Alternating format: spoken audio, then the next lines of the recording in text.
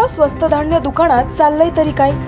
राहुरी तालुक्यातील आरडगाव स्वस्त धान्य दुकानदार प्रभाकर काळे गोरगरीब जनता या दुकानात सकाळपासून राशन घेण्यासाठी उभी असते, परंतु या दुकानात एक नवीन पद्धत अवलंबली जात आहे।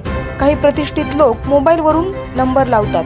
ही गोरगरीब जनता सकाळी कामधंदा बुडवून राशन घेण्यासाठी दिवसभर रखरखत्या उन्हात नंबर लावून थांबते। त्याचा विचार न करता राशन दुकानदार, काही ओळखीची व्यक्ती, प्रतिष्ठित व्यक्ती राशन दुकानात आले की म्हणतात त्यांनी मोबाईलवरून नंबर लावलेला आहे। मग या गोरगरीब जनतेने कितपत या उन्हात राशनासाठी थांबायचे व कुणाकडे याची तक्रार करायची, अशी चर्चा आरडगाव परिसरातील जनतेत ऐकायला मिळते। मोठ्या लोकांसाठी राशन दुकानात नंबर लावण्याची गरज नाही का? नंबर फक्त गरीब जनतेने लावायचा का? अशी भिन्नता या दुकानात का आहे, याची चौकशी शासकीय पातळीवर व्हावी, अशी विनंती आरडगाव पंचक्रोशीतील गरीब जनतेची आहे। आवाज जनतेचा न्यूजसाठी प्रतिनिधी अमोल जाधव।